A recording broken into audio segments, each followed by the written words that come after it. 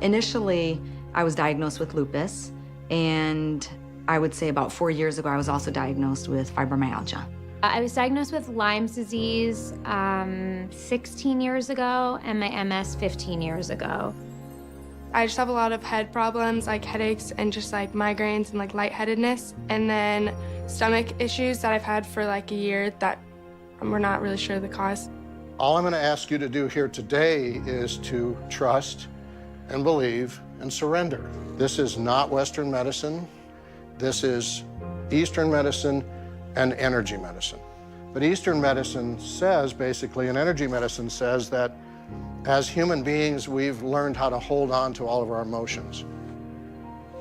And in doing so, we create density in our body.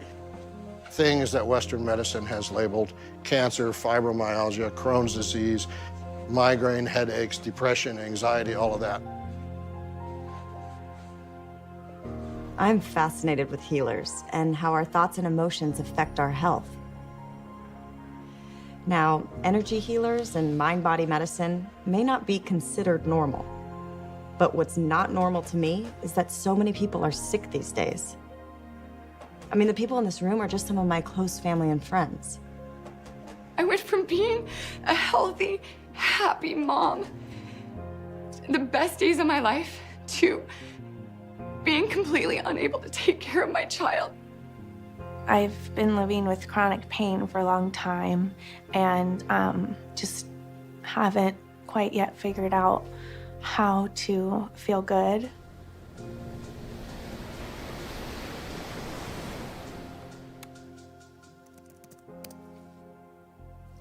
Doesn't it seem like so many people you know are dealing with illness? I feel like it's changed from the 6 degrees of Kevin Bacon to the 1 degree of cancer. I mean, has our world and our food become so toxic that illness is inevitable? And then I feel like every other ad on TV is a drug commercial filling us with fear that our bodies are failing us. Very good. Exciting film.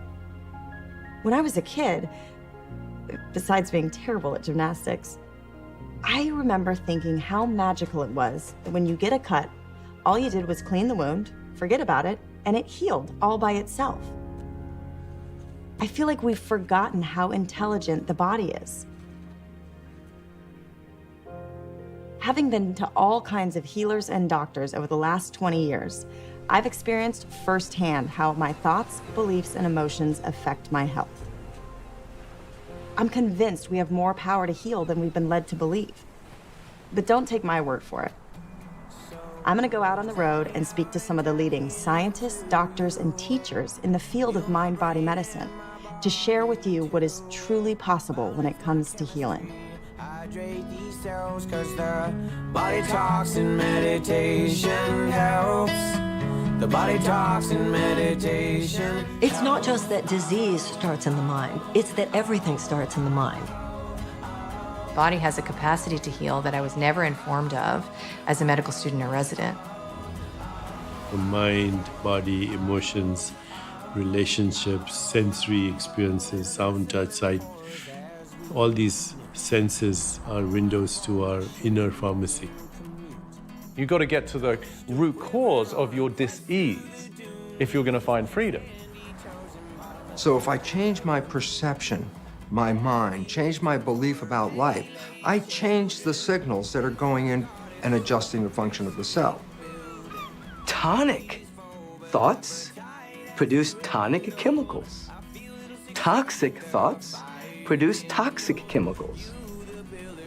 How deeply can we influence our bodies or the bodies of our loved ones when it comes to healing, or the world beyond our bodies? How much influence do we really have?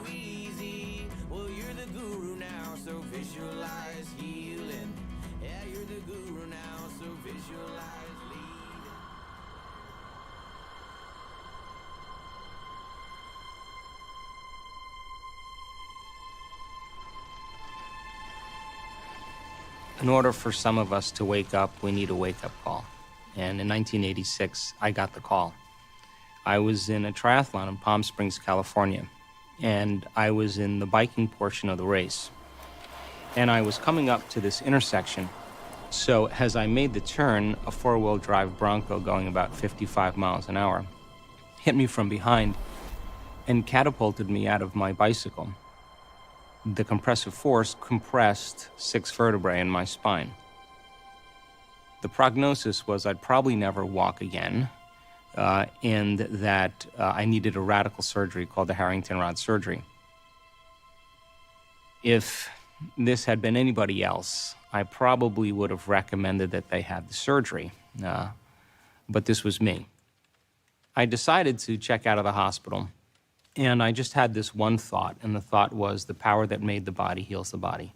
And I couldn't stop thinking about that because I knew that there's an intelligence that's giving us life that keeps our heart beating and digesting our food. So I decided that I was going to make contact with this intelligence, and I was going to give it a plan, a template, a design. And when I was happy with my creation, I was going to surrender this creation to a greater mind because it knows how to heal way better than I do. And the second thing I said was, I'm not going to let any thought slip by my awareness that I don't want to experience. So I would start off in my mind reconstructing my spine vertebrae per vertebrae, and then I'd start thinking about living in a wheelchair. So for 6 weeks, I went through this incredible dark night of the soul because I couldn't really get my mind to do what I wanted it to do. And it would take me about 3 hours closing my eyes and reconstructing every single vertebrae, and starting over again every time I lost my attention. At the end of 6 weeks, I went through the whole entire process without losing my attention. And it was like I hit a tennis ball in the sweet spot. Something clicked in that moment. I clicked. I started noticing significant changes in my body. My motor function started coming back, and my body began to change dramatically. And I was back on my feet in 10 weeks and back training again at 12 weeks. And I just made a deal with myself. And the deal was that if I was ever able to walk again, I'd spend the rest of my life studying the mind-body connection and mind over matter. And pretty much that's what I've been doing since 1986. The best science of our time is now showing that every organ in the human body has the ability to heal itself, given the right environment. Even the organs we were told could not. So spinal cord tissue, brain tissue, heart tissue, pancreatic tissue, prostate tissue, all of these organs are actually designed to repair and heal themselves under the right conditions, given the right environment. What are those conditions? That's the question. Some of them are environmental, things like water, air, just the quality of our food. Some of them may be chemical, the supplements that we take, and some of the herbal products that our ancestors understood and used with great success in healing their bodies before modern medicine ever came along. And I think those are interesting. What really fascinates me is the inner environment. And this is the environment that the Buddha talked to us about so eloquently. And the Buddha said that every man and woman is the architect of their own healing and their own destiny. There is a natural intelligence that leads those cells from the embryo to the baby. There's a natural intelligence that leads the acorn into an oak tree. There's a natural intelligence that keeps the planets revolving around the sun. We would not have been able to evolve without having a mechanism which allows us to take a hit. And that's what disease is. That's what injury is. You took a hit. But the immune system is the way the body corrects. And that intelligence that's giving us life, that's keeping our heart beating and digesting our food, that runs through the autonomic nervous system, it is the greatest healer in the world. All we have to do is get out of the way.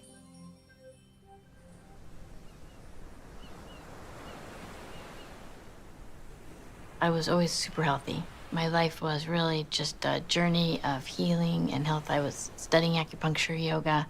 I was a super good eater. Mostly vegetarian, probably 40% raw. But I had gone through a lot of stress. I moved, was in a very bad marriage. My mom died. That was probably the hardest part, and she died of cancer. So pretty much the whole foundation was shaken. But I, have always had this real positive, so I just kept doing yoga and riding my bike, and I thought everything was fine. But I did know that there was something wrong with me physically because I would get headaches and just kind of feel a little nauseous. So I went to a doctor 3 times over the course of a year, and each time he gave me a different test. He said, "Oh, you're fine." So the 3rd time, I told him I have a lot of pain, and there's like a stabbing pain in this area. And so it was bottom of my colon at the junction of the rectum. So he did a sigmoidoscopy, and there it was. And they thought it was stage 2 or 3 at first, and then, of course, the first thing they do is they send you to a PET scan. And then the PET scan showed that it was in a few places, and it was in my liver also. So it was stage 4, and that was a shock. I had never heard of anyone living from stage 4.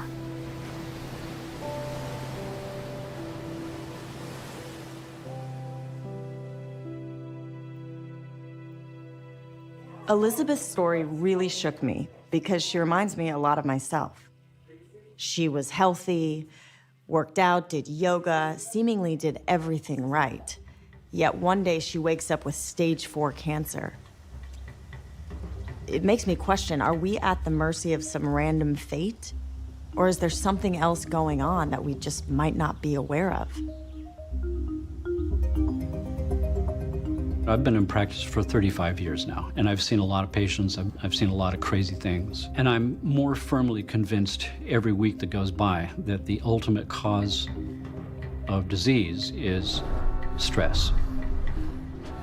90% of what takes people to the doctor is stress-related illnesses. They leave with antidepressants. They leave with every kind of medication. We have 3 basic stresses. We have physical stress, like accidents, injuries, falls, traumas. We have chemical stress, like bacteria and viruses and hormones and foods and heavy metals and hangovers and blood sugar levels. And then we have emotional stress, and that's family tragedies, loss, job, finances. And all of those things knock our brain and body out of balance. When you perceive a threat, in the old days in school, we referred to that as activating the adrenal system, fight or flight. If you're being chased by a saber-toothed tiger, how much energy do you want to make available to run away from that tiger? I hope you get the answer, and the answer is, I want 100% of the energy to run away from the tiger. Centuries, thousands of years ago, that was maybe appropriate because there was literally a potentially life-threatening situation with a wild animal, let's say. But now it's your spouse, or it's your boss, or it's rent that's due in a week. And yet the system reacts in the same way as though it's a life-threatening situation, so you're still releasing cortisol, you're still releasing adrenaline, noradrenaline into the system. And if you're running a flight or flight response all the time, by definition, you are mobilizing resources from your gut, from your elimination system, from your immune system, from your higher brain centers, and putting that energy in your muscles to fight for your life. That means your memory is not all that good, your concentration is down, you can't digest your food properly, you can't eliminate toxins properly, and your immune system is compromised chronically, all the time. Stress hormones inhibit the immune system. How effective? When doctors want to transplant an organ from person A to person B, they want to transplant a heart or a kidney or a lung. The doctor gives the patient the stress hormones and then transplants the organ. Why? Once the organ is put in, the foreign organ, and the immune system is now shut down by stress hormones, then I'm not rejecting the foreign organ. Unfortunately, in today's world, the stresses are 24/7, 365. They never let up. Good evening. Just ahead of the spring and summer travel season, we got a sobering update on Zika today. The net result is illness and disease. That is the only consequence that will come from the chemistry of fear. And yet, look at the world today. ISIS's so-called caliphate is under attack. The Dow plunged another 260 points. New losses for Americans and their 401ks. In the beginning, I just thought maybe it was some kind of like reaction or a hive or some dermatological thing. Then it started to progress and get worse and worse, and I started to get massive breakouts and boils and hives, and then it started to spread a little bit to like my ears and my head, and so then I started to freak out more and thought, okay, it's probably something more serious than I'm just guessing it to be by putting on some, like topical creams and stuff. And I think what really sparked it was maybe about 1.5 years ago. It was the middle of the night and I woke up, but I couldn't move. My right side of my body was paralyzed. So I freaked out for a moment, thought I was having a stroke or something was happening. And eventually I could feel some tingling coming back, and then I rolled out of bed. From that moment, I think, about 1.5 years ago is when I really went to the rheumatologist, went to a neurologist, allergists. They keep saying it's autoimmune. The biopsies now show connective tissue disorder, so we know it's something autoimmune. Giving me all this literature and all these different drugs, but they sound so scary. I don't want to take them. It's like causes blindness and then heart disease and just tons and tons of side effects. And it's so frustrating that no one knows how to help you, right? And sometimes I'm thankful it's nothing worse. But at the same time, for me, just daily life, it's like I have to work, I have the kids, I've got other responsibilities, and then I have to go to the doctor like 5 times a week, and it starts to just get really daunting. It's really tiring. I'm just so tired. Jesus, take care of Mommy, and hope her dots goes away. I always put the holy water on her. Amen. My little one, she goes to a private school and she always prays. She goes, Mommy, I prayed for your dots today to go away. And so I was telling her, oh, somebody from Mommy's work, remember Kelly? She goes, well, she's gonna help Mommy. She goes, see, God's gonna help Mommy. It was so cute. I started crying. Oh my God. Yeah, and I was like, oh yeah, see, the things are meant to be sometimes, right? Things that'll come into your life for some reason. Who would have thought? Yeah. It's so crazy how the universe works. Eva brought me some contracts to sign at the office and apologized for a rash that was on her hand. Only then did I find out that for 3 years she's been struggling with this mystery illness. So I'm gonna connect her with some holistic practitioners that I've worked with, see if they can come up with an answer for her and help her, and we'll just see what works, what doesn't, and hopefully find out why.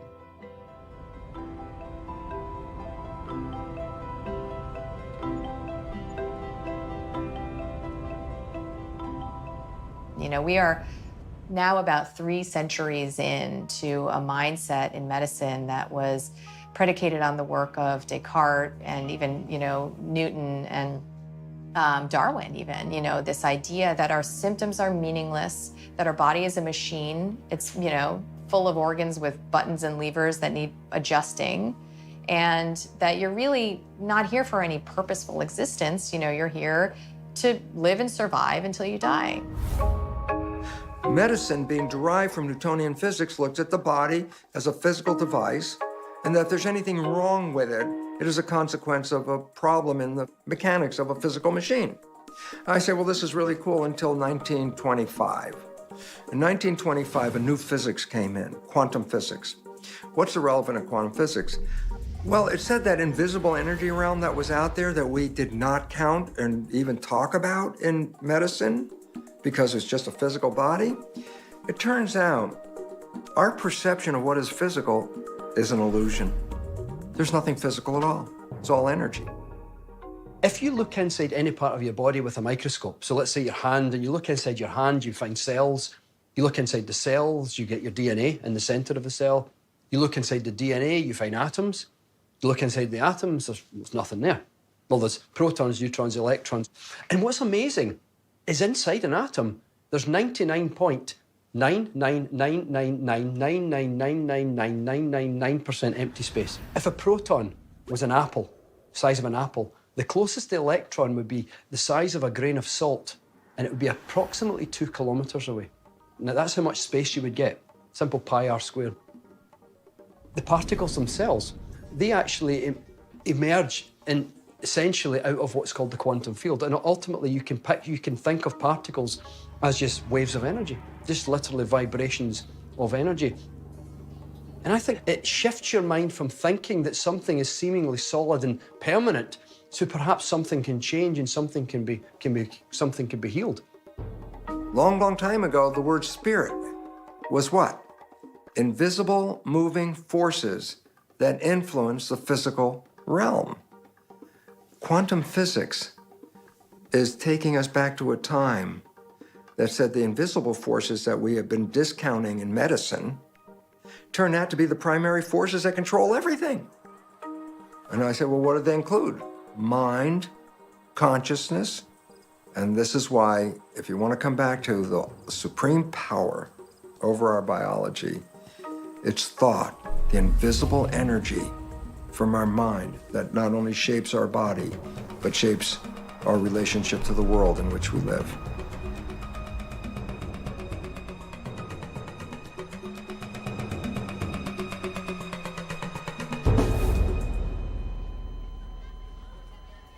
February the 2nd, 2006 should have been the last day of my life. I had lymphoma, which had started 4 years prior with just a lump on my neck. I had tumors, some of them the size of lemons, from the base of my skull, all around my neck, under my arms, into my chest, and all the way down to my abdomen.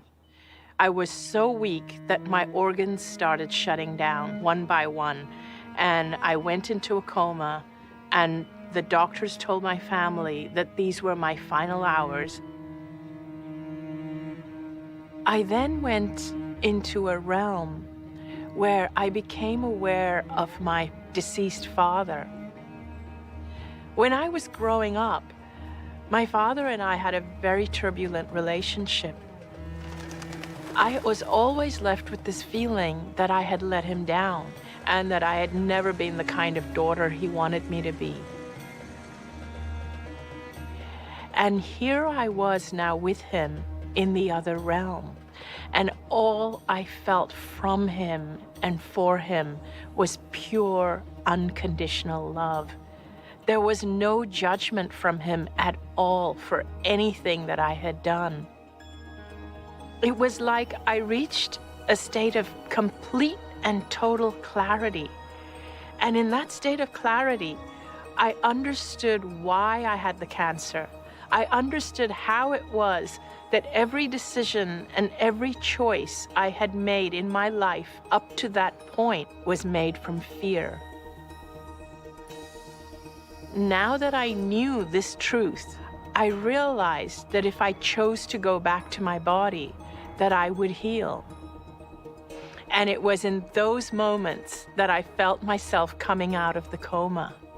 By about a week, the doctors could actually see that the tumors were dissolving faster than they'd ever seen tumors dissolve before. At the end of 5 weeks, I was physically stronger, and they really could find no trace of cancer in my body, so they let me go home and live my life cancer-free.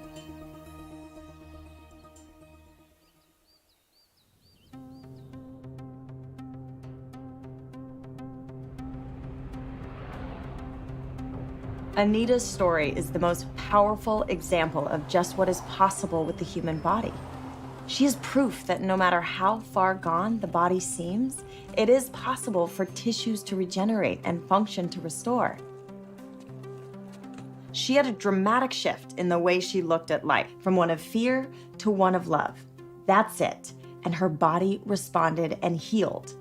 But is she just some random miracle, or can we study what happened so that more people can make this shift? So I've been studying radical remissions for over 10 years now, and it started with a trip around the world to interview radical remission survivors from all different countries. And then since then, I've gone on to analyze over 1,500 of these cases, and I've conducted over 250 in-depth interviews. And these are people from all walks of life. So there have been radical remissions verified and reported for every single cancer type. People with pancreatic cancer, with stage 4 lung cancer, with a big brain tumor that's considered inoperable. There are examples of people out there who have healed from it. I've discovered over 75 different things that these people have done to try to get well. But not everybody uses all 75 of these factors. However, when I looked at the data, they were all using these 9. Only 2 of them are physical. The rest are mental, emotional, and spiritual. And that hit me like a ton of bricks. There really is a way to activate the immune system with your mental, emotional work. And of course, there's plenty of science behind that. Does that mean that we're all going to heal tomorrow? No, but it means they deserve to be studied, and there's something incredible there for us to learn. I very much believed that perfect health was only one prescription away. And it wasn't until about 9 months postpartum, my pregnancy, that I got my first diagnosis. And I was diagnosed with Hashimoto's thyroiditis. I had symptoms of brain fog, forgetfulness, intense fatigue, and very much was not myself. But of course, I was a new mom, so it's easy to sort of dismiss those symptoms. And I had that same feeling again, like, I don't want to take a medication for the rest of my life. There's got to be a way out, right? It's going to be another option. And so I went to a naturopath, which was very unlike me. I'd only ever been trained to dismiss alternative medicine as sort of this nuisance, like a nuisance to legitimate, real medicine, right? And I went there because I knew that conventional medicine had nothing to offer me. And I knew that there was no way I would ever get out of having a chronic illness if I proceeded with my conventional doctor. So, of course, I put into remission in 6 months what should be a chronic, lifelong, disease. And I, experienced the raising of a lot of red flags, essentially, where I said, I never learned that nutrition has anything to do with health.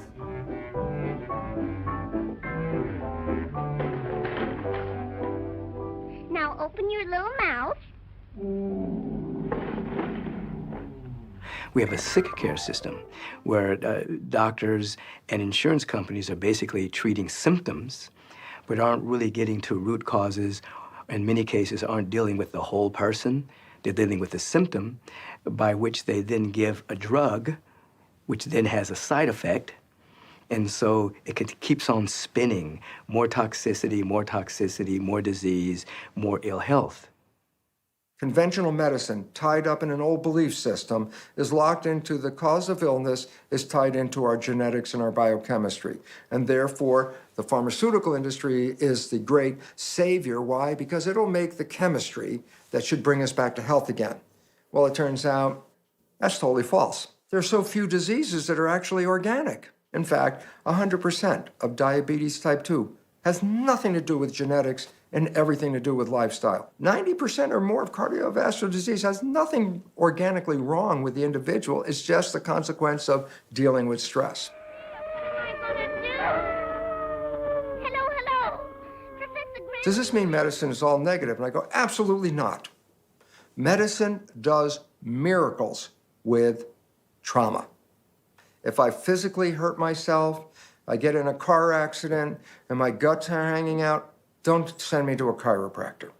And I don't need a massage therapist. And homeopathy is really not going to help. I want a surgeon. Medicine is useful. Pharmaceutical medicine, therapeutic interventions, surgery, etc. are useful. I would say in maybe 10% acute illnesses. Otherwise, if you have a chronic illness, doesn't matter what it is, cancer, heart disease, autoimmune illnesses, use a holistic approach, which means everything from mind, body, emotions, energy healing, even distant healing, anything that influences your experience of mind, body, emotions. So with emergencies and acute illness like injury or infection, we need a quick fix. So thank God we have the most advanced life-saving technology. But with chronic illnesses, they've developed over time, so the quick fix model won't work. We need to get to the root cause if we're gonna make a change. I'm gonna speak to a guy who is helping thousands of people get to that root cause. He uses, well, a different kind of diagnostic technology. You do a little this, just hang on. Thought you had a heart murmur before, but it looks good. It all started at age 4, woke up one morning to a voice that I call Spirit. And this voice talked to me just like someone else is talking to like you, or if you're hearing someone talk or you're talking to someone else. So it's in real time. And then that evening at the dinner table with my family all sitting around, Spirit appeared, asked me to come out of my seat. I came out, walked up to my grandmother, and then Spirit took my hand, put it on my I put it on my grandmother's chest, and Spirit said, pronounce lung cancer. say that grandmother has lung cancer, grandma has lung cancer. A few weeks later, they brought her in out of curiosity because they couldn't leave us. We couldn't forget about it. And she had lung cancer, so that's how it started. Lower back's not as good as it should be. I don't know if you go to the chiropractor. I like weekly. Weekly? Yeah. Okay, is he working on that? Yeah, I feel like I have a spasm that's right there. Yeah, that's from 20 L3, years. L4. Yeah. Okay, but that's okay. I like that stuff. This is fun because you're really healthy.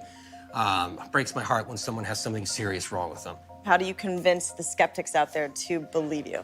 It's really not an issue. And I don't really run into too many skeptics, actually, to tell you the truth. I'm sure there's plenty of them out there.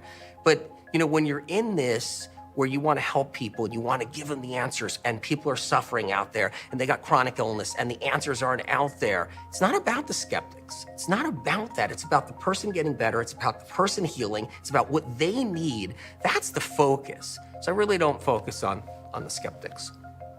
Talk about, these chronic mystery illnesses. Doctors have labeled them autoimmune disorders. The reason we call it autoimmune is because we don't know the cause of the symptoms or the disease or illness that's occurring. Look into psoriasis and eczema, cause unknown. Multiple sclerosis, cause unknown. Fibromyalgia, cause unknown. Rheumatoid arthritis, cause unknown.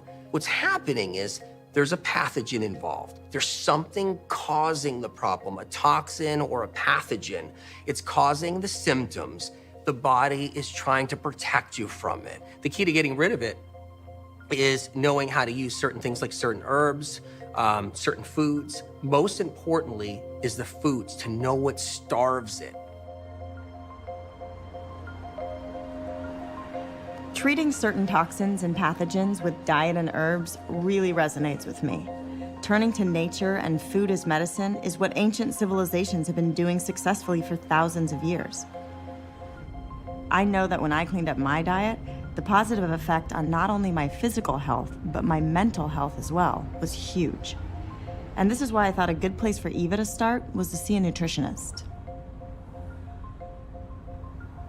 With Eva, she's got a barrage of symptoms. One thing in particular, as I looked at her blood lab, is she is really inflamed, chronic inflammation. We literally have trillions of bacterial microbes, good microbes in our body. We actually have more bacteria in our body than we do our own human cells. And the majority of these live in our gut. And what the microbiome is it's like a little universe in itself inside our gut that constantly is cleansing us, stimulating immunity, building vitamins, and keeping pathogens out of our system. So if someone's microbiome gets killed off for various reasons, right, mostly bad diet, stress, medications, perhaps, you can kill off enough of that microbiome where the actual intestinal wall starts to get injured. So if your intestinal wall starts getting holes in it, junk is bleeding into your bloodstream and then going all over your body. The key is we got to remove that. We got to remove the offending items, right? Fix the diet and get her to heal. We're going to start her on the diet this week. So a whole food plant-based diet is really an unprocessed, predominantly plant-based food. What does that mean? That means vegetables and fruits and whole grains and legumes, all the foods that are nutrient-rich. So if we can stimulate your immune system, remove the offending things you're doing to yourself every day, you'll heal way faster than it took to get in the disease process. And that's the beauty of healing.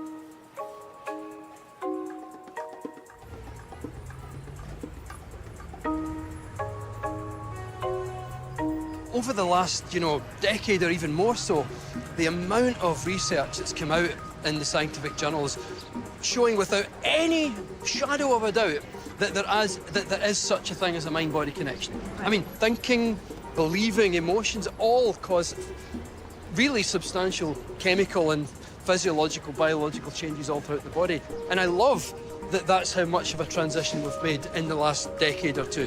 From woo-woo stuff about the mind-body connection to hard, factual, scientific evidence. I have a PhD in organic chemistry. Now, it's nothing at all to do with organic foods. An organic chemist basically plays the child's Lego game, but we do it with atoms. So people like me end up in the pharmaceutical industry. So I worked for one of the world's largest pharmaceutical companies, developing drugs for cardiovascular disease and for cancer. Although I loved doing what I was doing, I loved the science of it, but what fascinated me more so, I would say, was what happens when you test the drugs. So let's say in a typical trial, you might give 100 people a drug to show that it works. So you've also got to give 100 people a placebo for comparison purposes. And you might get, say, 75 people improving on a drug. But it's not uncommon to get 40, 50, 60, 70, 74, 75, sometimes even also improving on the placebo because they think they're getting a drug. And I thought, whoa, it's amazing. What we see here is belief itself shifts biology. And I don't think that's taught enough in medical schools. So how is it that you can give someone a sugar pill, a saline injection, or perform some false surgery or treatment, and a certain percentage of those people will accept, believe, and surrender to the thought that they're getting the actual substance or treatment, and they begin to program their autonomic nervous system to make their own pharmacy of chemicals that matches the exact same chemical they think they're taking. So the question is it the inert substance that's doing the healing, or is it the body's innate capacity to heal? Well, everyone seems to be aware of the placebo effect, the result of positive thinking. The important question is this: what is the consequence of negative thinking? Guess what? It's equally powerful in influencing your life, but it works in the opposite direction. While a placebo, positive thinking, can cure you of anything, a nocebo, negative belief, can actually cause any illness and can cause death just because you believe that. Should we give too much authority to someone in a white coat? You know, I remember one time someone came in and they were really crying because they had received a tremendous diagnosis and prognosis, and the doctor said, the doctor said, the doctor said. So I said, I'll be right back. And I went out and I got a white coat and put it on. I put my name tag on it. It said Dr. Michael Beckwith. And I came in, I said, I'm Dr. Michael Beckwith. And I want you to know that your life is about to get better and better and better. You've had a tremendous wake-up call about tremendous habits that you have had for many, many years. You're about to break that cycle of those bad habits, and you're gonna watch your body change. You're gonna watch yourself come into a greater sense of fulfillment. And then I got a prescription tablet, and I said, every day, this is what I want you to say to yourself. This is what I want you to read. This is what I want you to not eat. This is what I want you to eat. Come see me in 30 days and tell me how you feel, you know? And she went from crying to just laughing because she realized that she had given her power away. It doesn't mean you don't go to a doctor. It doesn't mean you don't follow good medical advice. But if you just give yourself over to an external authority figure, you basically become a victim twice. A victim to the condition and the diagnosis, and now you become a victim to an authority figure telling you about what's going to happen in your life. Okay, so believe the diagnosis. Now you can do something about it. But don't believe the prognosis. Prognosis is when somebody says you have 3 months to live, or 60% of people die in 6 months. It's like telling what the temperature is now, knowing the average temperature for the year. If you're from New York City and the average temperature is 75 degrees, it doesn't tell me what the temperature is right now. You know, statistics are impersonal. And you are a person, and no one knows what you're capable of or where you're going to go. You know, if someone says, well, there's a less than 1% chance of recovering from the kind of cancer you have, well, someone's got to be that 1%. And why couldn't it be you? It's important for people to understand when they're given a diagnosis that if they fall prey to the prognosis without actually considering that there's other options, without actually realizing that they may have to do something differently, that they may have to make new choices, that they are going to have to get beyond certain emotions and overcome their limited thinking. If they can understand that if they're able to do that, more possibilities open up as a result of their own personal changes, that's when you start to see all kinds of magical things start to appear in the person's life. When the doctors gave you the diagnosis and the prognosis, were they trying to rush you into chemo and radiation? Yes, and I wasn't gonna do it because I always swore with the acupuncture background that I believe in natural medicine and natural healing. So I wasn't gonna do it. I was gonna go to, any of the places that do the natural healing with the juices and things. But I have a brother that's a rocket scientist, and I value his opinion. And he said, Lizzie, you're not gonna make it. You've been juicing all your life, and more juice isn't gonna save your life. You've got stage 4. You've got to do something. So, but it still took me another month and a half because I wouldn't do it. I was gonna not do the chemo, and so finally, enough people gathered me up and brought me in, so I did it. And then I started doing a lot of spiritual healing. My friends did a fundraiser that went kind of fast and wild because people were like, oh my gosh, if Elizabeth Craig has got cancer, we're all gonna die. So they raised some money for me. So I started doing, going to all the alternative healers I could find because I thought, if nothing else, maybe I can just chronologue the whole thing and share it with people, and then it'll be, people will learn from that. Deanne Portia was one of the people I called, and she's a spiritual psychologist. Healing, Topanga. Originally, the primary purpose for calling her was so that I could die not afraid, because I was afraid to die. And they said that that wasn't looking good. This guy's fear, panic, worry, and anxiety, but through the process, instead of that happening, I started to feel miracles. the first session that we had together was actually the day that she got her chest port put in. And I didn't know that she was going to arrive with that. And that was such a tremendous first step that she had to take in her cancer treatment. They've got me on a cocktail, they call it. I had one mitomycin that was a little bag, and they ran it into the port, and then they attached me to this one. It's so stressful to think that, you know, someone is invading your body and then having medicine, which we know is very scary. You know, so she had to make friends with that. And some people get the port in their arm, their upper arm, and other people Deanne get just it kept in the working chest. with me and saying, this is medicine. It's going to heal you. This is good for you. And I think that made all the difference in the world. We have to relate to it as something that is targeted medicine. See it as little Pac-Mans or little soldiers that are there just attacking the cancer cells, leaving everything else intact and not being harmed, because the body does want to move into balance. Let's go. I started calling him, because he was my little chemo pack, I called him Chemo Sabe. Chemo Sabe, all right. Deanne helped me change my attitude that he was medicine and not, you know, poison.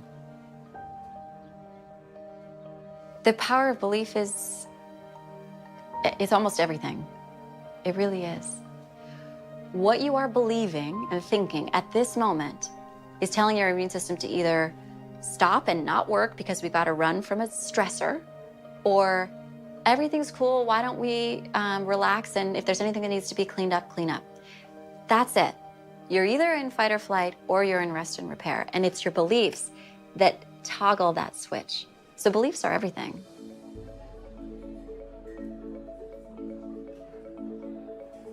Back in 1968, I was learning how to clone stem cells. And back at that time, just a handful of people in the entire world even knew what a stem cell was. So I was in the right place at the right time to make some interesting discoveries. I put one stem cell in culture by itself. It divides every 10 or 12 hours. At first there's 1, then 2, 4, 8, 16, 32, doubling. So I have 50,000 genetically identical cells. That's not the experiment. This is. I split the cells into 3 different petri dishes. And what I do is I change the chemical composition of the culture medium. Culture medium is the equivalent of blood. So if I'm growing mouse cells, then what I do is look at mouse blood, see what it's made out of, and then try to make a synthetic version of that called culture medium. So here's the point. Genetically identical cells in 3 dishes, but slightly different environment because of the chemistry. In one dish, the cells form muscle. In a second dish, the cells form bone. And in a third dish, the cells form fat cells. Significance? What controls the fate of the cells? Point? They were all genetically identical. The environment is what was selecting the genetic activity of the cells.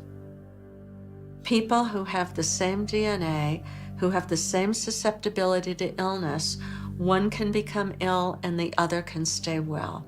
One can heal and the other can't, all because they optimize the environmental factors that control gene activity. And that's what the field of epigenetics is all about. The nature of biology is simple. Biological organisms adapt their biology to fit into an environment. Let's say I'm looking at the activity of my liver cells in the body. And I say, well, my liver cells should be adjusting to what's going on in the environment. And I say, well, how does a liver cell know what's going on in the environment? The answer is this: the liver cell is not touching the environment. It depends on the nervous system to send information about the environment inside the body so the cells adjust their biology to match what's going on in the world.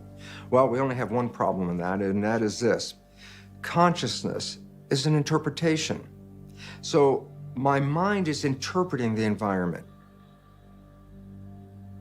So if I change my perception, my mind, change my belief about life, I change the signals that are going in and adjusting the function of the cell. The point is very, very significant.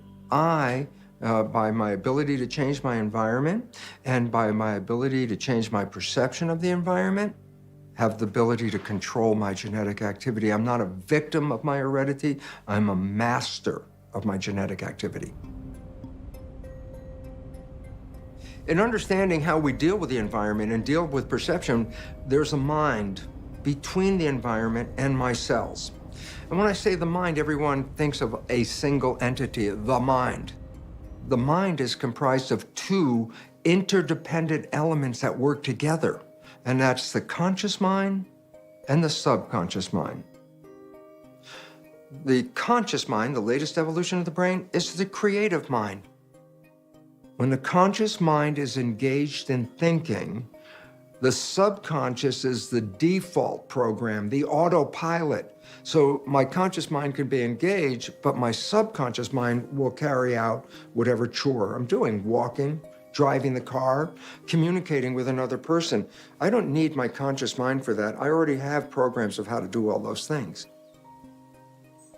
When we look at the world, we're actually operating through the subconscious mind. The programs in the subconscious mind primarily came from downloading other people's behaviors. Your mother, your father, your siblings, your community, in the first 7 years of life. We are essentially an open sponge to the world, absorbing the patterns from all of those people that we are exposed to and surrounded with. So if we have caregivers who are really conscious and have learned to manage their emotions and heal their hurts in a healthy way, that's a really good thing. Very few people I know were blessed enough to come from those families. Let's say we're growing up in an environment where there's trauma in the household. Alcoholism, family conflict, inflamed relationships. And when we don't have tools to process our emotions in a given moment, that becomes a memory that's not fully formed. We end up seeing ourselves and the world around us as if we're still 4 years of age in an environment of just conflict and trauma and drama. We filter and therefore feel that again and again every time colors, sounds, smells, taste, feelings get triggered, boom, we react as if that memory were going on for the first time. So you can attempt to outrun the subconscious mind, just like you attempt to outrun a shadow. You can't, you gotta turn around and face it. You gotta see the problem as the portal. And so recognizing that these symptoms and stressors are meaningful and brilliantly intelligent in waking us up. I was going twice a week to visit Dee, and my brother would drive me up. And do the sessions.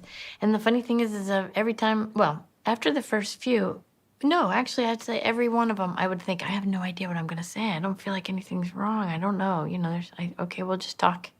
And then somehow she would do like an exercise or a thing, and then something would come out, extracted from some place in the past that I never, you know, like talk therapy wouldn't get to this, or your own thinking or whatever. I lovingly forgive and release all of the past. I choose to fill my world with joy. I love and approve of myself. Working with Deanne, we started working on like all those feelings, the grief, the sadness, the fear of the cancer, and then things that were deep down inside that I had no idea were residing, like old stuff that I really didn't even think of. And why is that you? She kind of takes what everybody gives her, and she doesn't really ask for much, and she's gonna get better. Elizabeth identified a time in her life when she felt really pathetic. There was an incident where she, you know, all the kids were supposed to bring something to school, and she brought graham crackers. That's all she had to bring, and they made fun of her. So she just kind of adopted this belief that that was pathetic, how pathetic that was. And she carried that with her for a lot of years. I mean, into adulthood without even understanding or realizing how that pathetic self-image would carry forward in relationships and in adult life.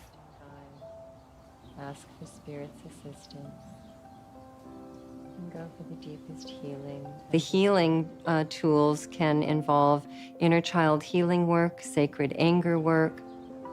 Yeah, I've got it right now. Boy, am I mad right now. I'm mad. So the sacred anger work, when that comes up and there's anger in a session that's ready to move, we will go out on the back hillside and we throw rocks.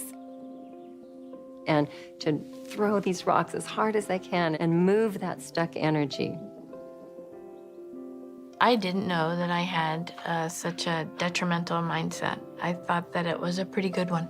But the cancer personality style, the I don't want to be a burden, it's easier for me to give love than to ask for it.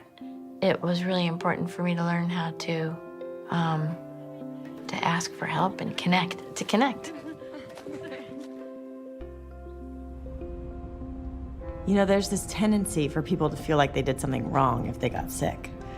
But if we aren't aware that we have limiting and negative subconscious beliefs running our lives, then we can't blame ourselves for getting sick.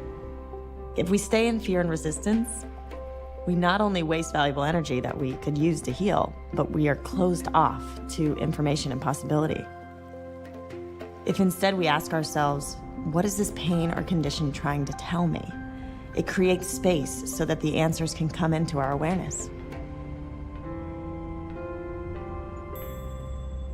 I've always, even from, when I was young, been fascinated with health and wellness, being the best you can be. It was always part of even going through high school and college. And then I came across Ayurveda probably about 16 to 17 years ago. I was sitting there and I was like, finally, someone knows what the hell they're talking about. The constitution is Pitta Vata. I think one of my favorite parts is that we have something called samprapti, which is a Sanskrit name which describes the process of how a disease comes into existence. And there's 6 stages. And when I first heard this, it was just so beautiful and so simple. And the first stage is accumulation. You accumulate too much of what we call a dosha. Dosha is the quality of energy. You've got too much fire, you've got too much air, you've got too much earth and water in your system. So let's take fire. If you accumulate too much fire in your system, you may have a symptom of like a sour belch from time to time. No big deal, but that would be a sign of there's too much heat in the system. The next stage is aggravation. Now it becomes aggravating to the system, so that what was a sour belch now becomes a little bit of heartburn. Don't let the food you eat during the day haunt you at night. Again, in this day and age, no problem. We got the solution, right? You take Prilosec, Nexium, whatever.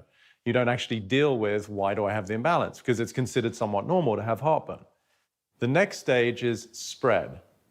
So now the excess heat that's in the system that hasn't been addressed because that individual is still eating too much spicy food, still drinking alcohol, putting too much heat into the system, spreads. The fourth stage is localization. So now that excess heat that's in the system that started with accumulation now finds a weak spot in the system where we've lost some integrity. Let's say the guy we're talking about was a football player in high school and maybe took one too many blows to the knee and his knee's a little funky. That would be an ideal place for the excess heat to find a home.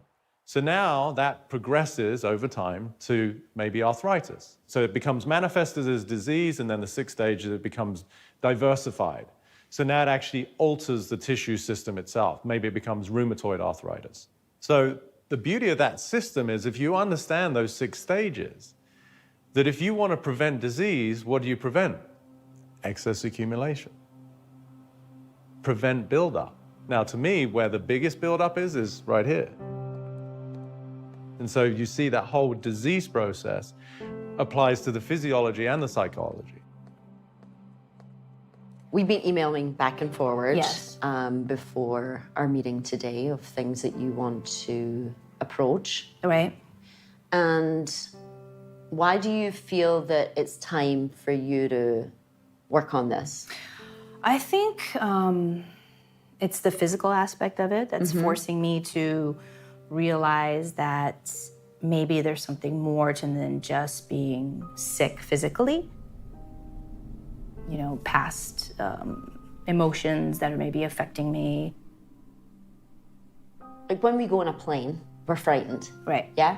Right. We have a physical response to something that's happening emotionally, which is we have sweaty palms, Right. we have heart palpitations. So that's a physical response to something emotional. Right, yeah. Now imagine if you were denying something Right. daily and it has nowhere to go until it starts to build. Right. And it builds and it builds and it builds into, pick your disease. This idea that emotional blockages can lead to physical blockages. So the idea then is to release them. And you can do that however you want to. Some people, let it go in a Zumba class. Other people went to see a shaman and did soul retrieval. It's across the board. Some people did psychotherapy. Some people, burned all the letters from their ex-husband. So it really is whatever works. Whatever's gonna allow you to let go of that anger, to let go of that resentment or that grief or that trauma, that especially trauma, which can often be locked away inside your brain in the subconscious part.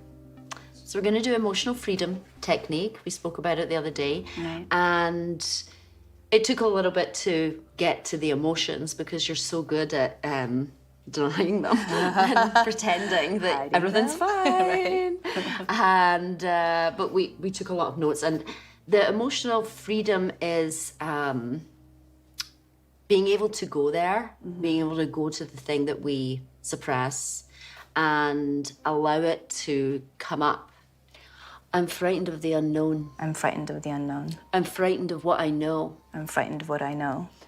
And what I don't know. And what I don't know. I'm frightened of what I know. I'm frightened of what I know. And what I don't know. And what I don't know. I'm frightened of what I know. I'm frightened of what I know. And what I don't know. And what I don't know. I'm frightened of what might come up. I'm frightened of what might come up. When we have an emotion within our hearts, that emotion sends a signal to our brain, and the quality of that signal determines what the brain does in response to the emotion. So if you can imagine a signal from the heart to the brain that is a very smooth series of waves, nice, even, coherent is the term that's used, waves from the heart to the brain will match that smooth, even, organized chemistry, and it will release the chemistry that supports life into our bodies. This is where our immune systems become really strong, super immune response. On the other hand, the stress chemistry, when we feel those moments of frustration, anger, hate, jealousy, rage, fear, the signal looks different. It looks kind of like a bad day on the stock market. It's a lot of very chaotic, unorganized, jagged waves going from the heart to the brain, and the brain receives those waves and says, oh, I need to match this chemistry. This is stress chemistry. When we're in a state of stress, our energy field goes into a state of resistance. That's why polygraph works. You know, we're able to read it. In that energy, our blood is affected. It doesn't flow as effectively. Heats up, cools down. When we're in stress, there's resistance. That affects our pH. And we become more acidic when we're in a state of stress. In a localized or systemic full body acidity, inflammation occurs. And it's just a reactive way of pumping more blood to attempt to help with healing. However, we're starting to go down a slippery slope because that inflammation is a fire. And that fire starts to burn the house down. So we have things building. Yeah, maybe. Things just build and build and build, and then they come out in the skin. Yeah. Yeah. Things that you pretend don't bother you. Right. What about your mother? You mentioned your mother in the email. I can't even go there. You can go there. This is the opportunity. Yeah. Well, we're estranged. We don't speak. Yeah. It's been off and on like that for 10 years, maybe more. Is she ill? Mentally? Yeah. Yeah, I would say so. She's on Valium, you know, she's on a lot of stuff before, and she's weaned down over the years, I think, but it affected her a lot. You know, just, okay, you have to go pay the rent, you have to do this, you know, all of this, like, from a very young age, you know, 3rd, 4th grade. So there's a lot of responsibility very young. You know, I started driving very young, so I could drive her to work and drop her off. Yeah. You know, ironing her outfit for work or doing certain things that just You were the mother of the mother. I think so. Yeah. Where's your father? He couldn't deal with her craziness either, so he left when I was maybe 11. And just left and never came back. And you've never seen him since? No. Ready? Take a nice deep breath.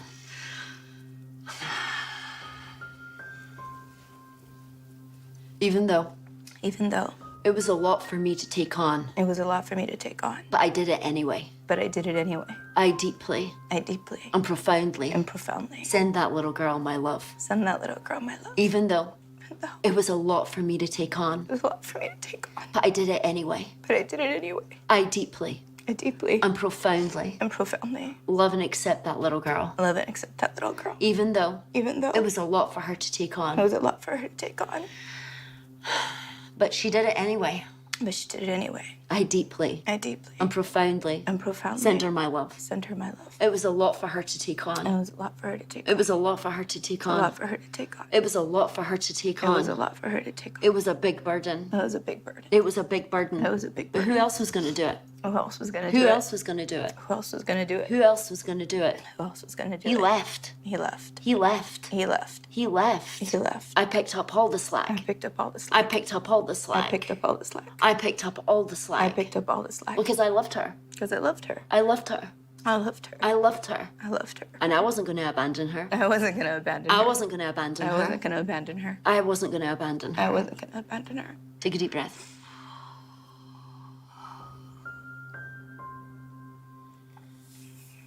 How'd you feel? Good. How do you feel about her now?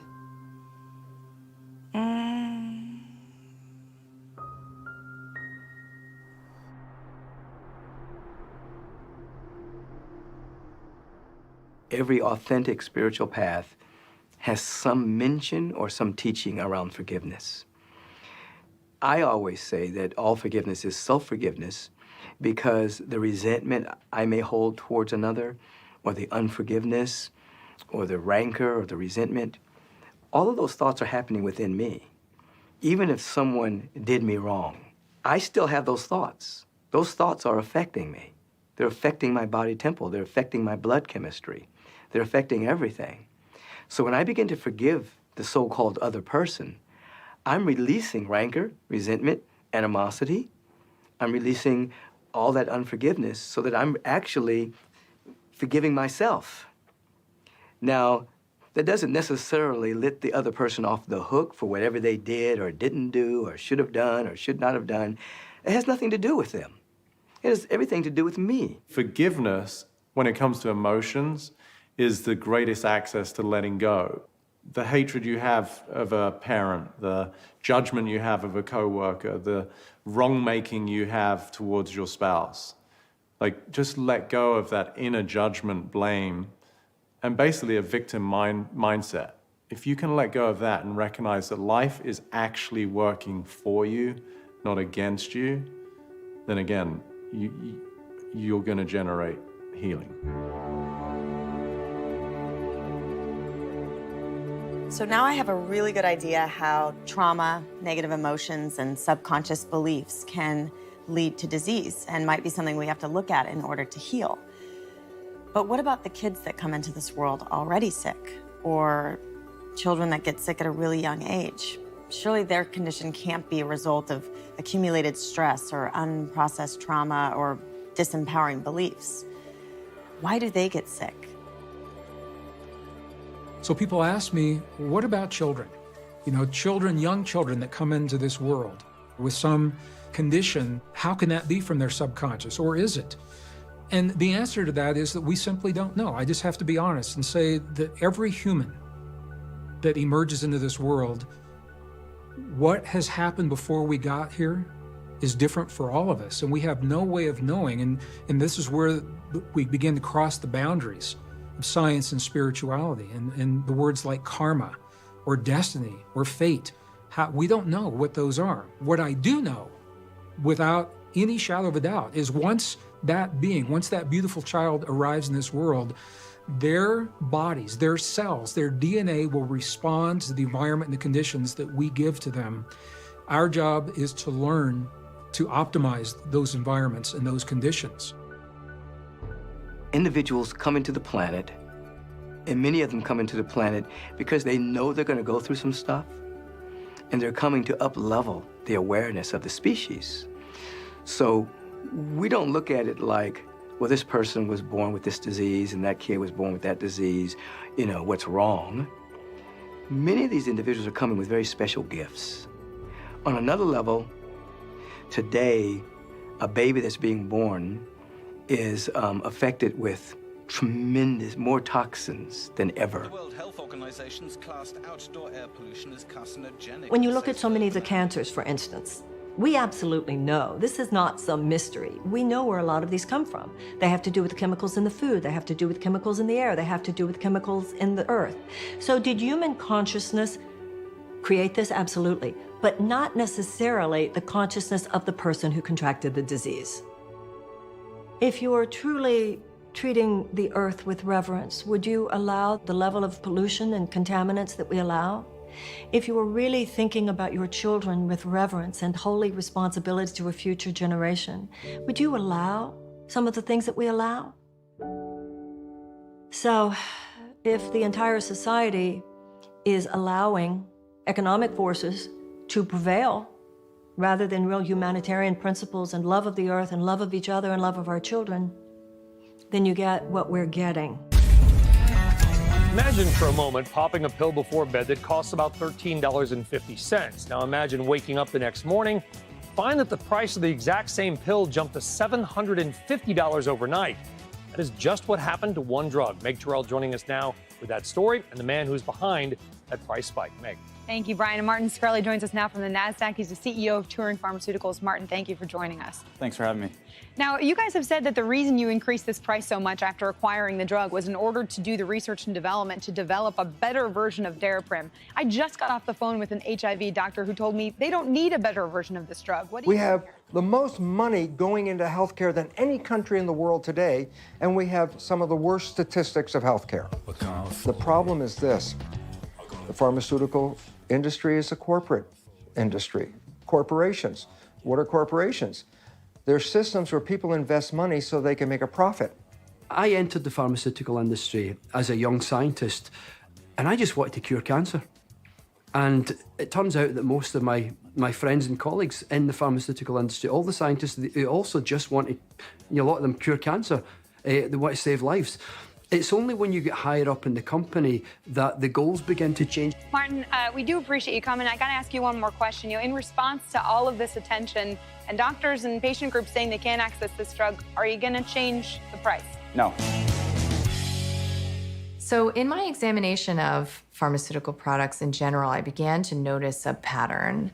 And the pattern is that we are told that there's a problem, and the problem may not actually exist, at least not in the way that we're told that it does. And then we're offered a product based on resolution of the fear inspired by awareness of this problem. Sleep. Remember when it welcomed you like a friend? Then it became more elusive. But why? When you have insomnia, it may affect the wake neurotransmitters in your brain, disrupting your wake and sleep messages. And in fact, if you follow and dig into the literature, what you'll find is that the very product that's offered to solve the problem actually creates and perpetuates the problem it purports to resolve. Hallucinations. The temporary inability to move while falling asleep or waking up and temporary leg weakness have also been reported. In depressed patients, worsening depression, including risk of suicide, may occur. Alcohol may increase these risks. Side effects include next-day drowsiness. Pharmaceutical industry looks at the destination that it wants to fix and ignores the fact that when you add a drug, there are multiple drug interactions, which are not side effects, but direct effects. So we have that, and then we have to look at the efficacy, right? Do these meds actually work? Could those risks be worth it?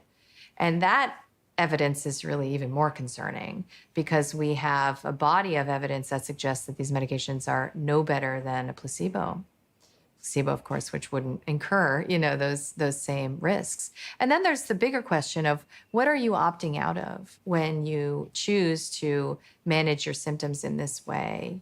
There's a story I really love, which, talks about a caterpillar that's in the chrysalis, right? And it's struggling to get out. And there's this little hole in the chrysalis. And there's a man nearby. And he sort of feels bad for the caterpillar. It's trying to get out, right? So he takes a pair of scissors and he snips the chrysalis. And of course, the caterpillar turns into a butterfly that dies, that never can fly, right? Because it needs to go through the process of emergence and struggle. Literally, it physically needs to do that to be able to manifest. I've really taken to Dr. Emerson's protocols. The nutrition? It's really helping. And he's really good about keeping in communication, even though he's in Hawaii. Your numbers are outstanding. I mean, it's, unbelievable. It's only been 8 weeks that you've been on the program, and it's phenomenal. So this last 2 flare-ups, I haven't had the joint pains since I started the nutrition. Because that's the biggest thing is, I can't even, go up and down the stairs to my bedroom. I have to, stay downstairs, sleep downstairs. Well, here we are. We are about to go get a sound healing from Dr. Jeffrey Thompson. I'm putting these wrist sensors on her wrist. This is just to hold them in place. These wrist sensors are connected to this laptop over here. It's got a little sensor. It's collecting the electrical information from your heart. As the sound sweeps into the correct range for her body, we'll see her nervous system beginning to respond. And when it hits this spot, I'm going to make a cue mark on my program here so I can identify what frequency we need to use. We use very precisely tuned sound frequencies for healing.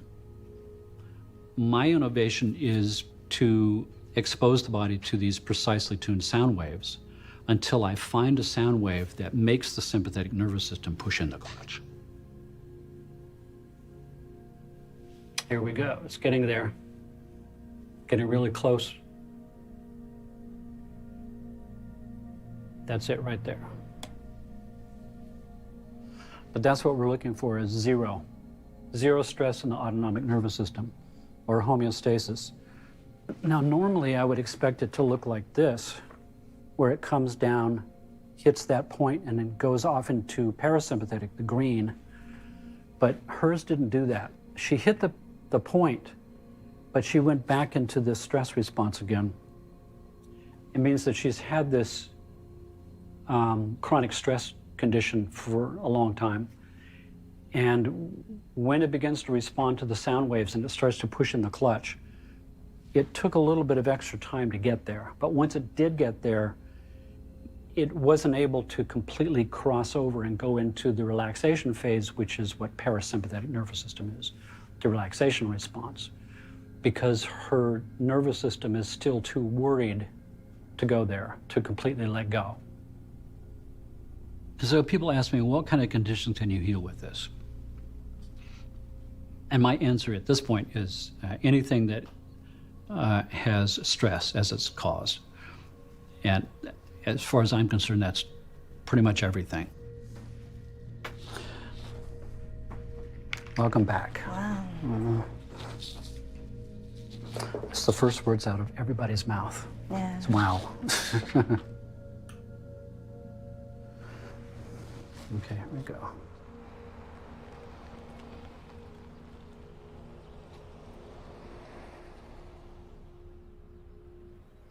What Dr. Thompson showed me is that Eva is in a constant state of stress. Even when she's relaxing, it's hard for her to fully switch over into the parasympathetic nervous system, which is where you need to be if you want to heal. So that just proves to me that healing really needs to take place on multiple levels. When it comes to stress, the tool that's absolutely changed my life, and I know millions of others, is meditation. Meditation has been around for thousands of years. The mind is yapping all the time, and it's telling us generally scary and limiting things. The mind is wonderful when you're using it as a tool. It's not so great when it's calling the shots. In the very first research on meditation, done by a mentor of mine, Dr. Herbert Benson, he said, well, it shuts down the fight or flight response, the fear response, and it stimulates the parasympathetic or relaxing nervous system of the body. And that's what heals. So at the very most basic level, meditation relieves stress. If you wake up in the morning, you take a shower, you take a bath, because you don't want to take yesterday's dirt with you out into the day. But if I wake up in the morning and I immediately go to television or radio or the computer or newspaper and I'm taking in all the stress of the world, then I might cleanse my body, but my mind is carrying so much stress. So that's why meditating in the morning is as important as taking a bath, purifying your mind, purifying your consciousness. There are many kinds of meditation. There are meditations that involve self-reflection. So you sit quietly and you ask yourself, who am I? There are forms of meditation that are called self-questioning, which is questioning your beliefs. Third form of meditation is what is these days called mindfulness, which is a terrible word because you're not using your mind when you're practicing awareness. The awareness of a thought is not a thought. Then there is what is called transcendence, which is usually using a technique like a mantra. The mantra is kind of a sound that competes with your thoughts and ultimately takes you to a place where there is no thought and no mantra, and you're just left with awareness. So as we practice these techniques, we get in touch by and by with our core being, our core consciousness, which in spiritual traditions is often called the soul.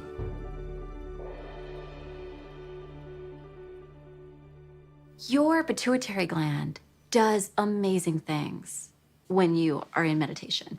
It releases oxytocin, dopamine, relaxin, serotonin, endorphins. Everything good that your body can make is released when you make this spiritual connection. There really is this internal process that we can flip on like a light switch. We can flip on these juices of life if we just take a moment to connect. It doesn't have to be meditation or prayer. It could be going for a walk in nature. But your mind needs to quiet, your breathing needs to slow, and you want to feel that unshakable peace. We did an amazing study just a little ways back at one of our advanced workshops. We took 120 people, and we wanted to measure their circulating cortisol levels and a chemical called immunoglobulin A, or IgA. We put them through 4.5 days of training, and at the end of 4.5 days, we measured to see if there were any epigenetic changes or chemical changes that took place by their internal work. We found that the majority of people's cortisol levels diminished, which means they were no longer in survival, they were no longer stressed. But the relevant thing that happened was that their IgA levels went from about 51.5 to 83, right to the ceiling of what's considered high, and some people were up in the hundreds. Now, IgA is the primary defense against bacteria and viruses. It's greater than any flu shot.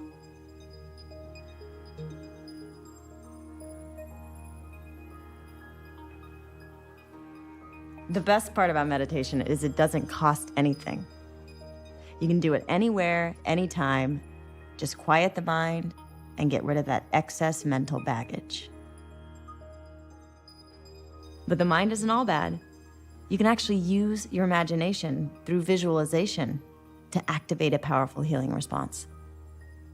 What if I told you to do a simple exercise of imagination, to go to your refrigerator, open it up, find a lemon, take the lemon, put it on the cutting board, cut the thing in half, take a look at it, juice is welling up, and stick out your tongue and lick it. Your salivary glands would go crazy, and it was all in your imagination. So there's no question that what we imagine can affect our physiology. For several years, I've been collecting stories, testimonies, interviewing several hundred people who've used visualization as some part of their healing journey. And amazingly, what like 99% of them do is you take an internal picture of illness and convert it into an internal picture of wellness.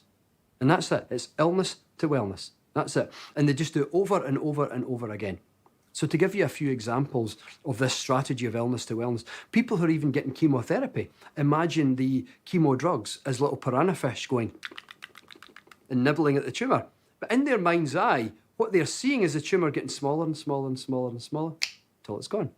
People in radiotherapy imagine the radiation like bolts of lightning going pew, pew, pew, pew, pew, and burning chunks out the tumour. But again, tumour's getting smaller and smaller and smaller till it's gone.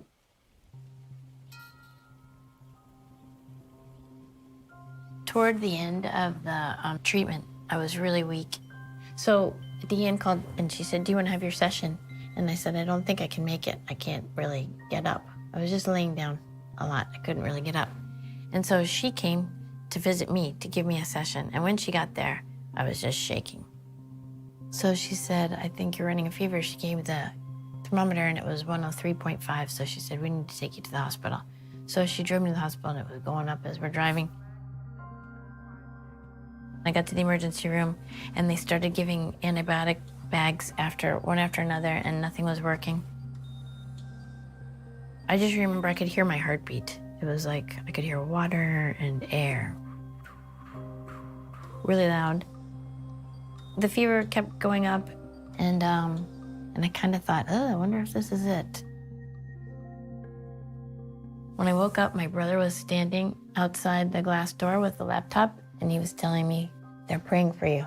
They did a group prayer on Facebook with over 100 people, and right after that, I kind of came out. How could my prayer, how could my meditation, how could my loving thoughts of gratitude and appreciation possibly impact the healing of another person in the room with me or halfway around the world? And the answer is that we are deeply connected through a phenomenon that is known as entanglement. Entanglement is the term in physics that tells us once something is unified, once something begins as a whole, even though it is separated physically by many miles or light years, is what they're finding in the cosmos, energetically, everything's still connected. Why is that important? Because if we go back far enough in time, there was a point in time when you, me, and the Earth were all connected before what is called the Big Bang, the big release of energy. When that happened, physically, particles began to separate. Energetically, the particles remain connected. We are part of this Earth, and we are part of one another. And that empowers you, and it empowers me to participate in the healing of our bodies and those of our loved ones in ways that science is only beginning to understand. So entanglement explains scientifically how our prayers might work. But there's a whole aspect of faith and prayer that can't be explained through science. People travel all over the world to holy sites to receive energy or faith healing. Is it their unshakable belief in God's power and therefore the placebo effect that is responsible for the healing? Or is there an actual divine energy that is causing their transformation? Either way, I'm fascinated by the mystical. And if faith healing works for people, why not respect the possibility and keep an open mind?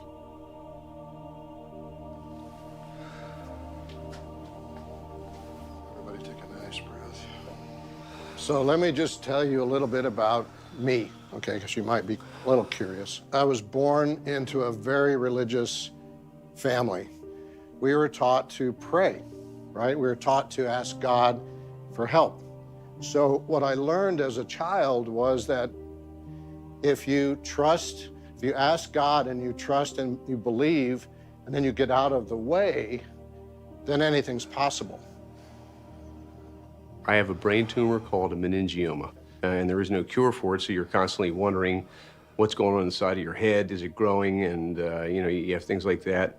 And, you know, a little bit of fear because you don't know if the thing's going to explode and grow fast or...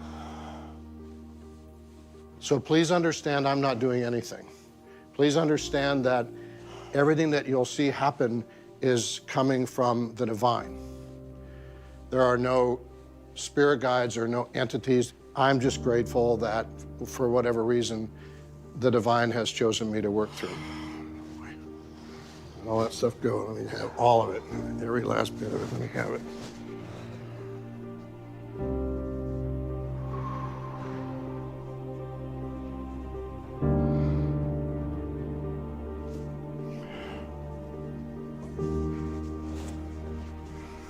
Shake your head, shake your hands, shake everything out.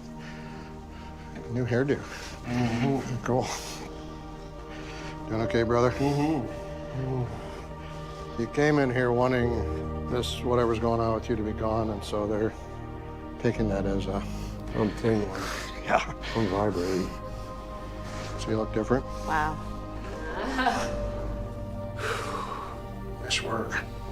My face was like on fire, so to speak. It was electrical current and pulse, but it went throughout my whole body. And when I stood up, I was shaking, but it was a good shake. It was different. I've never felt anything like this in my life. Hoo-wee. Holy shit. Hoo-wee. Hoo-wee. Holy shit.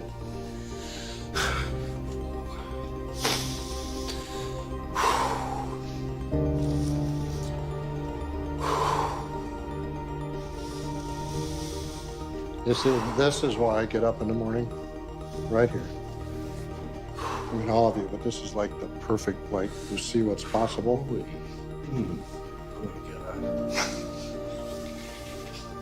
Oh, God. What are you noticing in your body so far? I thought it would be really hard to let go because I don't know who I am without being sick. Yeah, well, and? I feel like I choked first time trying to. You're doing it, girl. You're not trying, you're doing. Big difference. Let it go.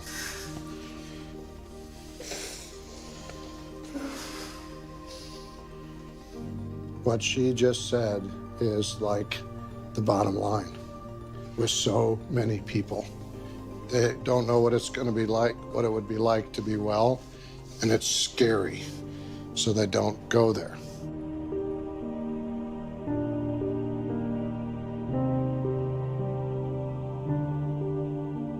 People say, well, I don't have faith.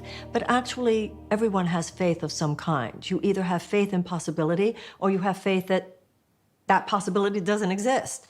And in a way, we have more faith in the power of cancer to kill us than we have faith in the power of God, the power of miracles, the power of infinite possibility, the power of any force other than what our eyes can see and our hands can touch to actually interrupt the power and the trajectory of disease.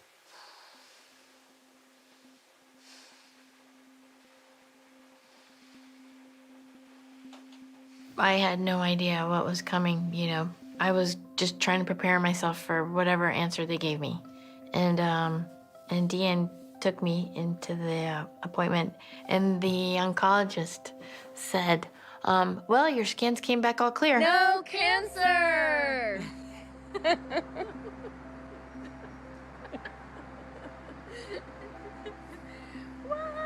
And I just started crying and laughing at the same time, and he said, yeah, we must have misdiagnosed you. What? Yeah, well, I think because he didn't think it could be resolved so quickly. It's a miracle. It's a miracle. The regimen always was with everyone. They said it'll be a 2-year thing. It'll be chemo first, then chemoradiation, then surgery, then more chemo, and that would take 2 years. And mine was gone in 1 round. Where did we do it last time? We did it at Resolution. And even my oncologist, who I thought was the best of that I could find, they'd say, wow, it's amazing. All of your hair hasn't come out. What are you doing? You look really good. Your numbers are good and stuff. And I said, I'm doing wheatgrass. And he'd go, oh, okay, well, whatever. And I said, do you not believe in wheatgrass? And he said, no, but if it makes you feel better. They gave me 2 different types, and with the one, my hair would have come out completely. But with the 2, yeah, for sure, it was a goner. And it never all came out. I still had a good 2/3 of it at the end. Yeah, and all the time in the world to enjoy it. The best part for me was that I was supported by friends and family, and that I had a spiritual therapist that really helped me work through all of this stuff and get rid of the fear and the old hurts and wounds, and then allow me to return to a really high state of healing. If you perceive that people are coming to help you and hold you and help you through this process, and you feel this outpouring of love, they are actually helping your body heal. Because as soon as you perceive that, as soon as you believe that people are sending you love, you have this oxytocin response. And oxytocin release has been associated with increased natural killer cells, increased white cells. The immune response just goes through the roof. It's really important to work with doctors that treat you as a whole person and surround yourself with friends that inspire hope and strengthen you rather than add to your fear. It's hard though, because when I'm sick or in pain, I feel vulnerable and just want to crawl up in a ball and be alone. So how do we break out of that downward spiral of fear? How do we transcend the pain and shift to a positive mindset? So when a person shows up in a doctor's office and they're given the diagnosis of rheumatoid arthritis or MS or cancer or diabetes, once they hear that diagnosis, the common emotions they experience is either fear or sadness. They can think positively all they want. They can say, I'm going to overcome this condition. But if they are feeling fear, that thought never makes it past the brainstem into the body because it's not in alignment with the body's emotional state. You get that person to change their emotional state and get them into a state of gratitude. Why gratitude? Well, we normally give thanks when we get something.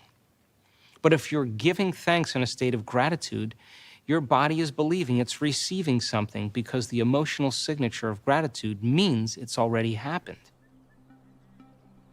So the more that we can feel the feeling as if our healing has already occurred, giving thanks for that healing already being present, that is the trigger for our bodies to grow the nerve cells to make the connections to trigger the brain chemistry to reflect that healing.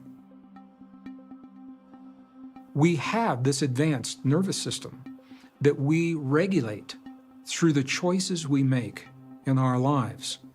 What we think, what we feel, what we believe, and specifically the emotions that we choose to respond to what life brings to our doorstep.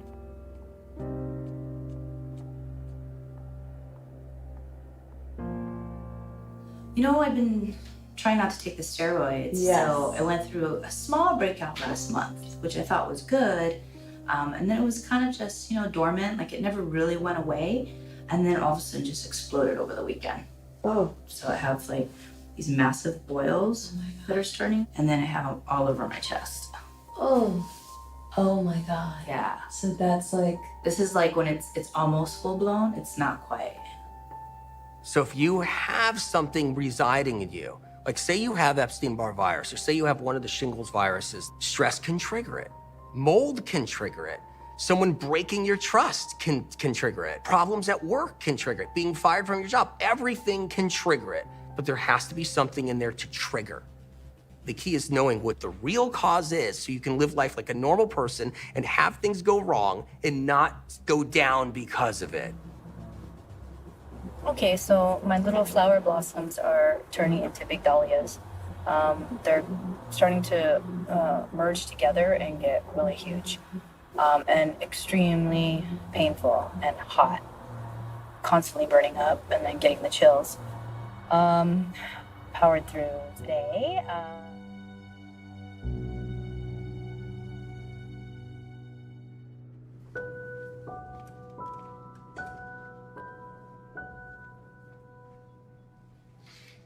They immediately called some doctors and put me in isolation because they didn't know if it was, contagious, viral, what was going on, infectious. And some really bad abdominal pains, and this is just getting so painful and intense. So they called all those specialists in, they ran all these tests, and everything came back basically normal. As I got out, they gave me just really heavy doses of steroids to knock it out because they could see that I wasn't getting better on its own. And then my dermatologist was concerned about me taking the steroids after to initially knock out the breakout. So she gave me a prescription of Dapsone, which is an antibiotic. And I didn't realize the strength of the antibiotic until I went to the pharmacist. He stopped me at the counter and said, do you know that this is a really heavy dose of antibiotic that you're taking? So that's where I'm at. I have to pick my poison. Do I Band-Aid it with steroids, or do I take this heavy antibiotic indefinitely?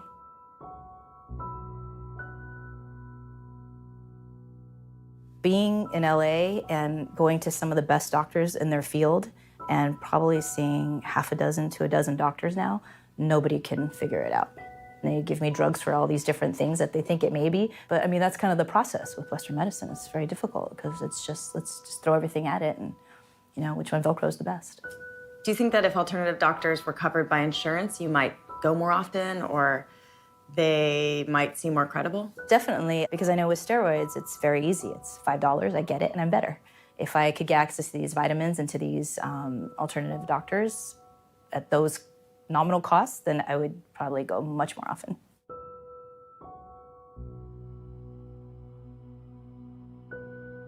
I believe in the naturopath and all that and doing everything that's alternative. I just can't seem to dedicate myself. I don't know why. Maybe I'm just, emotionally stunted to do or open myself up to that, or there's just something that's blocking me. Because it seems achievable, and in my condition, I should be able to, but for some reason I can't.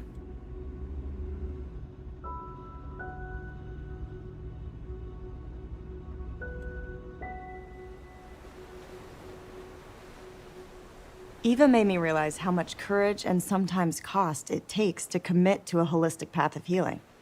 As a society, we've been conditioned to believe that conventional doctors know best and that convenience is key.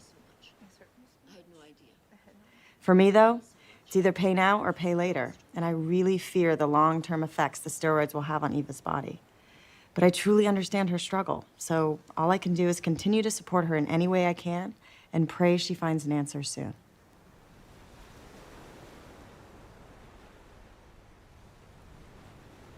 It's around your 3rd anniversary being cancer-free. Some fear comes up around this time of year because you've heard stories? Oh, so many. When I first went back to work, they'd say, "Oh, great to have you back," and then say, "Yeah, my so-and-so had cancer," and then, "Oh, they were great. They did the chemo, and then they had no cancer for 2 years, and then 2.5 years later, they're all covered with cancer. They died months later." So many stories like that. So I've been kind of dreading this PET scan. And also, I don't like the radiation, but you have to do it. I actually was manifesting a lot of pain in my body, and then you can't tell whether it's from the radiation damage or what's going on, but yeah, it got to the point where I thought for sure it was coming back. What seems very, very clear to me is that my body wants to be healthy, our bodies want to be healthy, but it's the head that just, it's the fear and the this and the whatever that wants to, you know, it's just like a racket you're running on yourself, kind of. And how to let go of that.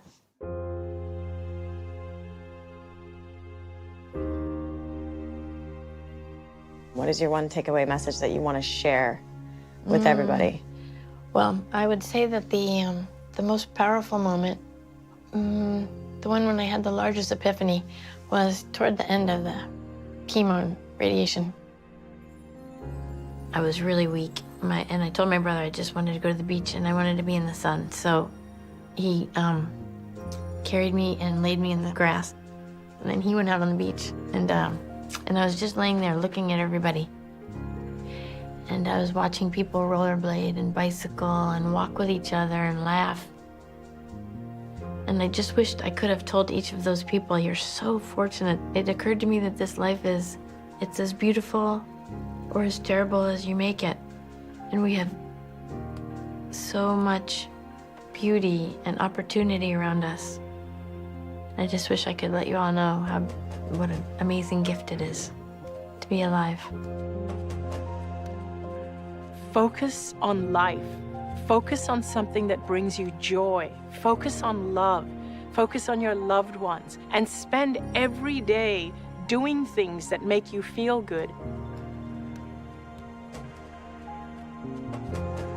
Where I usually tell people who've been told that they're in remission, I say, think of the word remission as actually meaning remember my mission. So now it's time for you to go and remember your mission.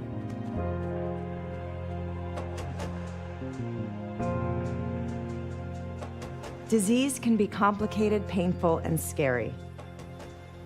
I don't claim to have all the answers, but on this journey, I have learned that the human body is capable of miraculous things. It is an intelligent system deeply connected to our minds and the world around us, and brilliantly designed to self-regulate and heal. By detoxing our environment, the air we breathe, the food we eat, the water we drink, and the products we use, we support the healing process. And as we go beyond the physical and improve our inner environment, our thoughts, beliefs, and emotions, we can shift our lives and health in powerful ways. And it's all about faith, whether it's faith in God, faith in medicine, faith in our body's ability to heal, or a combination of all three. If we believe it, we can achieve it. We live in a world of infinite possibility. Choose and focus on the possibility that you want. Don't get sucked into the fear of what you don't want. We have the power to heal. So tap me out and tap me into you. Heal my brain and my body too. Balance my chemistry, hydrate these cells, cause the body talks and meditation helps. The body talks and meditation helps. If I could get people to realize how precious they are, they're an expression of life. There's no other you out there. That's 1 in 8 billion, that's pretty special. But I guarantee you most people don't give themselves that kind of love and care. That would be a wonderful precursor to healing.